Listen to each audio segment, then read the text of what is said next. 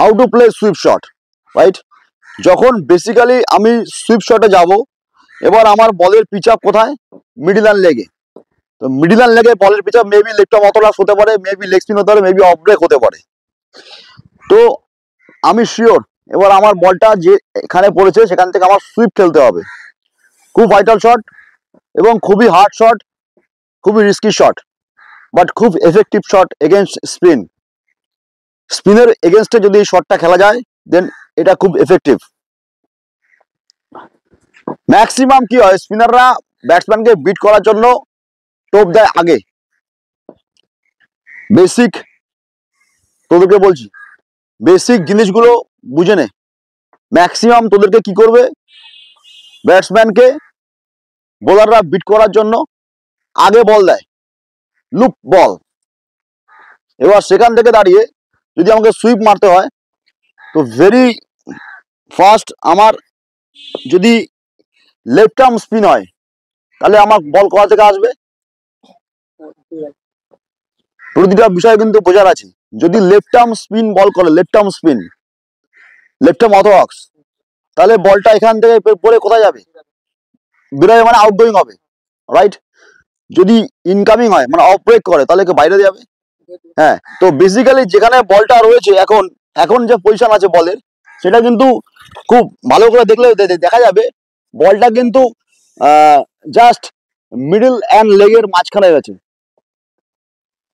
যেখান থেকে যদি আমি বলটা যদি ইনকামিং হয় মানে অফ ব্রেক করে, দেন আমার কাছে যদি প্যাডে লাগে বল বাই চান্স, খুব ভাইটাল পয়েন্ট, যদি প্যাডে খাই বলটা, আমি ইনকামিং বল, মিডল অ্যান্ড লেগে রয়েছে বল, মিডল অ্যান্ড লেগে খুব ভাইটাল, মিডল অ্যান্ড লেগে রয়েছে বল, এখানে যদি বলটা পড়ে খুব দূরে আছে, এখান থেকে যদি আমি সুইপটা টানতে যাই দেন তাহলে কি হবে, আমার যদি ইনকামিং হয় এখান থেকে যদি বল সাফল করে বাইরের দিকে, আমার চান্স কম থাকবে এলবিডব্লিউ হওয়ার।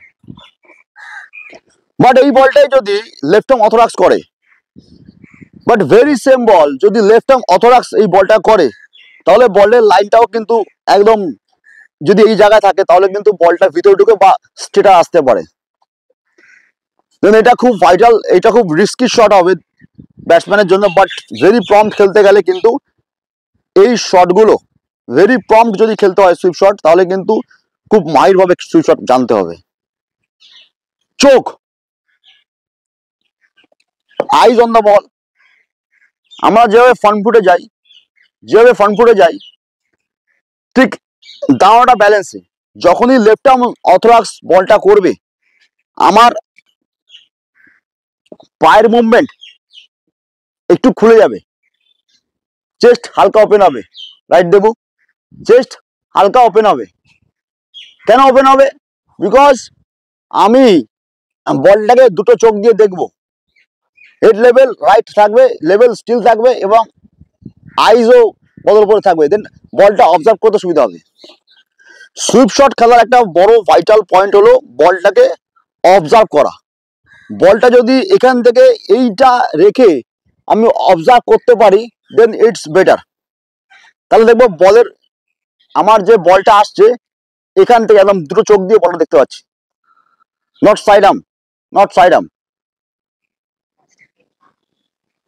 যত আমি দুটো চোখ দিয়ে, রাইট হ্যান্ডার যারা হও, রাইট আই দিয়ে বল ডমিনেট করো, right I.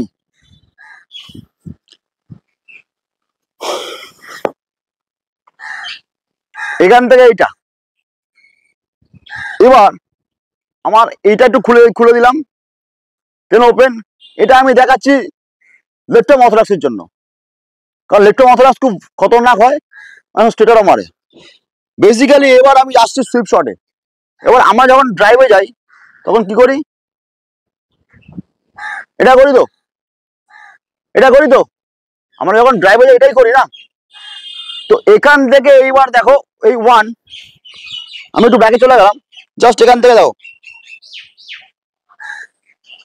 Initial movement one, এই চোখে বল পড়ছে, এই আসছে, লাইন চলে গেল এখান থেকে, এ দেখো জাস্ট সুইপ শটের আমার যে পাটা নিয়েছি, সেকেন্ড যে পাটা নিয়েছি, আমার যে পায়ের ল্যান্ডিং যদি মাপো দেখবে বলের থেকে সাইডে আছে, নট এইখানে, না এইখানে, একটু সাইডে, রাইট, খুব বেশি সাইডে না, সেটাও মারা যাবে, বাট সেটা আলাদা শট হবে উপরে মারার জন্য। বাট আমাদের ডাউন সুইং খেলতে হয়, ডাউন সুইং খুব ভাইটাল, ডাউন সুইং খুব ভাইটাল। এটা ডাউন সুইং যদি আমায় খেলতে হয় দেন এটা কিন্তু বেটার। দেখো 1 2, দেখো এখনো কিন্তু আমি হিলে আছি, তো যাইনি।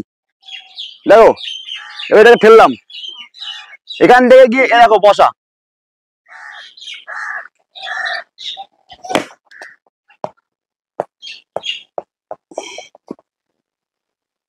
ফিনিশ। 1 2, স্টিল, এটা স্টিল, এই পার্টটা স্টিল। দেখো এই যে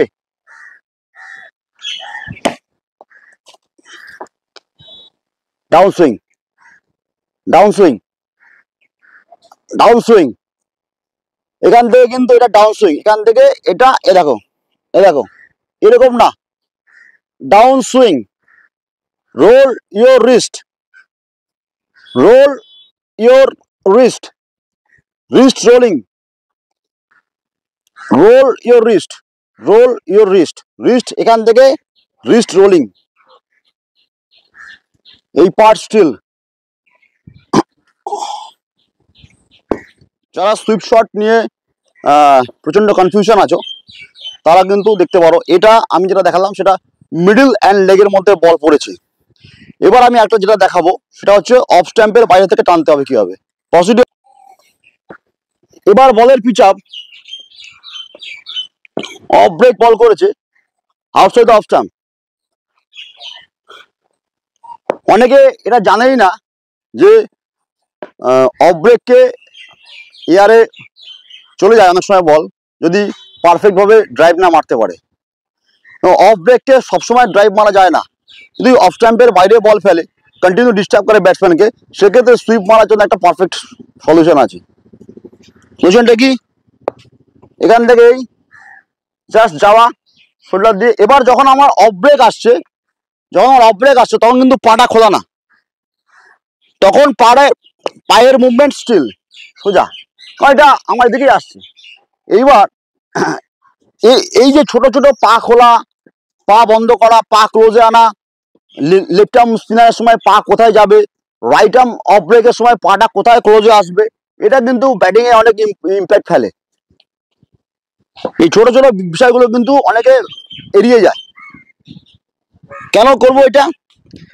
দেন এটা কিন্তু আমার এখান থেকে, এবার আমার এটা খুললাম না, বিকজ আমার এই জোনেই বল আছে।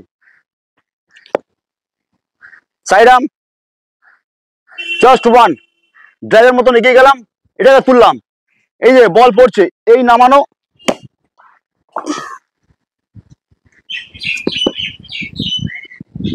ক্লিয়ার। সেম ওয়ে মিডল স্ট্যাম্পে বল পড়লে একইভাবে যেতে হবে। মাথায় রাখতে হবে যখন আমি সুইপ শটটা মারছি, এই রিস্ট রোলটা খুব ভাইটাল। যদি আমি এটাকে স্লগ মারি তাহলে এটা উপরে যাবে। স্লগ শট আর sweep shot, it's a 2 different shot. Slug সুইপে উপরে মারে, সুইপে বেসিক্যালি ব্যাকরণ অনুযায়ী নিচে মারে। অনেকে কমেন্ট করেন যে এখন টি20র যুগ, বাট বেসিক্যালি যদি আপনাকে টেস্ট ফরম্যাটে দাঁড়াতে হয়, টেস্ট ফরম্যাটটা হচ্ছে খুব ভাইটাল ফরম্যাট, আপনাকে টেস্ট ফরম্যাট খেলেই উপরে যেতে হবে, টি20 যেতে হবে। টি20 লেভেল যারা খেলছেন তারা কিন্তু টেস্ট ফরম্যাট খেলেই টি20 লেভেলে যাচ্ছে, এমনি না যে টি20 লেভেল খেলে টেস্টে যাচ্ছে। বাংলা হয়ে খেলতে গেলে, রঞ্জি খেলতে গেলে, বড় বড় শহীদ মুস্তাক আলী ট্রফি খেলতে গেলে আপনাকে কিন্তু 80 ওভার বা 45 ওভারের খেলা খেলেই যেতে হবে, এটা মাথায় রাখবেন। আর ওখানে কিন্তু আপনারা অনেক সময় দেখি ভিডিওতে কমেন্ট দেন এখন টি20 যুগ স্যার, এখন কি ড্রাইভ মারতে মানে মান্নাত আমলের ড্রাইভ মারা শেখাচ্ছেন। বেসিক্যালি মাথায় রাখবেন এই কথাগুলো যারা বলে তাদের ক্রিকেট সম্বন্ধে কোনো নলেজ নেই। কারণ আপনি একটা ক্লাসের 1-এর ছাত্রকে যদি ক্লাস 10 বই পড়ান, সে কখনোই কিন্তু একজন সঠিক শিক্ষার্থী হবে না। এই কথাগুলো, ওই বেসিক সেন্সগুলো অ্যাপ্লাই করে কথা বলবেন, কারণ এটা হচ্ছে প্রাইম লেভেল। এই লেভেলটা যদি না, এই লেভেলটা যারাই আজকে টি-20 ফরম্যাটে খেলছেন না কেন, even Chris Gayle, AB de Villiers, Sachin Tendulkar মতো বড় বড় দিগ্গজ প্লেয়াররা, তারা কিন্তু এই লেভেলটা খেলে ওই লেভেলে গেছে, ওই লেভেল খেলে এই লেভেলে আসেনি। সুতরাং যখন ভিডিওতে, যে কোনো লোকের ভিডিওতে কমেন্ট করবেন, আপনার মাথায় রাখা উচিত যে আপনার কমেন্টটা যেন হাস্যকর না হয়ে যায়। আপনার মস্তিষ্কের পরিচয় আপনি নিজেই দিচ্ছেন। মাথায় রাখবেন, একটা ছেলে ক্লাস 1-এ পড়ে, তারপরে 2, তারপরে 3, তারপরে 4, দেন হায়ার লেভেলে যায়, দেন সে ডাক্তার ইঞ্জিনিয়ার হয়। যখন ডাক্তার ইঞ্জিনিয়ার হয়ে যায় তখন সে জিনিসটাকে নিজের মতো করে তৈরি করে নেয়। বাট বেসিকটা কিন্তু অ ক খ ABCD, এই জায়গাটা থেকে কিন্তু এই জায়গাটাই ধরানোর জন্য আমি চেষ্টা করছি। এটাই আমার কাজ। প্রাইম লেভেল, যখন সে লেভেলে চলে যাবে, প্রাইম লেভেলে, দেন সে ডিজার্ভ করবে সে সমস্ত শট যেগুলো আপনারা আশা করছেন। ওগুলো হচ্ছে অ্যাকচুয়ালি মনোরঞ্জনদায়ক ব্যাপার। ক্রিকেট সম্পর্কে ডেপথ নলেজ থাকতে হবে। ডেপথ নলেজ না থাকলে হাওয়ায় কথা বলে লাভ নেই। Thank you so much. দেখা হচ্ছে আপনাদের সঙ্গে বেঙ্গল ক্রিকেটের পরের কোনো ভিডিওতে। নিশ্চয়ই আসবো। আমি কোনো ভাইটাল শর্ট বা কোনো রকম নিয়ে, অনেকে আমায় কমেন্ট করেন, সেই সমস্ত কমেন্টের সমস্ত বিষয়বস্তু নিয়ে, কার কোথায় প্রবলেম হচ্ছে, এই সব কিছু নিয়ে কিন্তু আমি আবার খুব শীঘ্রই ফিরছি আপনাদের সাথে। লেগে থাকুন বেঙ্গল ক্রিকেটে।